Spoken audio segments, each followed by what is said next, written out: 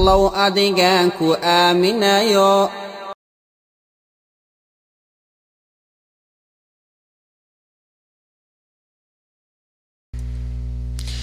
wiilkii hooyadiis ka doortay xaaskiisa. wuxuu hadal ku bilaabay wiilkan: allow ii dambi dhaaf dambigaan hooyaday ka galay.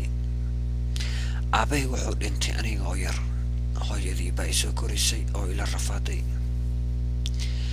aniga keligay bay caruur ka dhashay. waxay i gelisay iskuul si aan cilmi u yeesho. kadib markaan weynaadayna waxay ii dirtay jaamacad wadamada galbeedka ah. markaan sii baxayay bay ila dardaarantay oo ay tiri: wiilkaygiiyow ha ilaawin xiriirkan ha goyn. muddo kadib markaan jaamacadayda soo dhammaystay baan waddankaygii kusoo laabtay. waxaana aan la soo laabtay dabeecad qallafsan oo aan raxmad lahayn. waxaan noqday mid uun ka dambeeyo nolosha adduunka iyo qiyaaligeeda. waxaan helay shaqo aad u heersaraysa. kadib waxaan bilaabay inaan raadiyo mid aan nolosha la wadaago.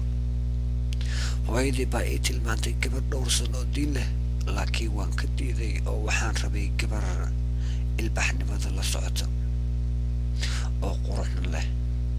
waxaan guursaday gabar noocaan doonayay ah. 6 bilood markaan isqabno bay xaaskaygii bilowday inay hooyaday caydo ayna nacdo.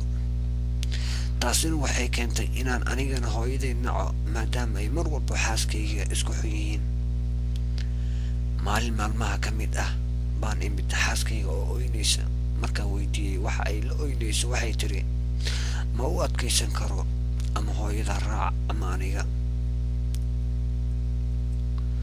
waan xanaaqay oo aan hooyaday ku iri: iga tag gurigayga. way oyday, waxayna tiri markay sii baxaysay: wiilkaygiiyow allaha ku gargaaro. saacado kadib markii uu xanaaqi iga degay baan raadiyey, laakiin waan waayay.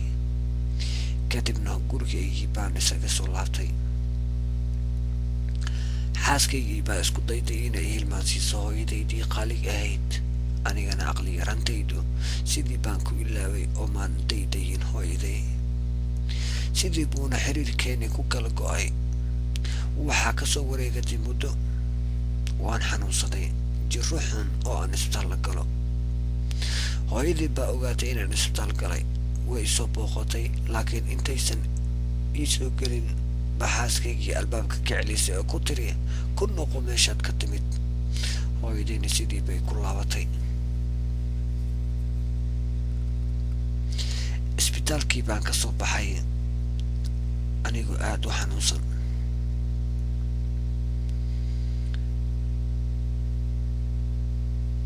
shaqadaydii baa la iga ceeriyey. deymo badan baa la igu yeeshay. gurigaygiina waa la igala tegay. intaasina waa xaaskaygii oo wax walba doonaysa.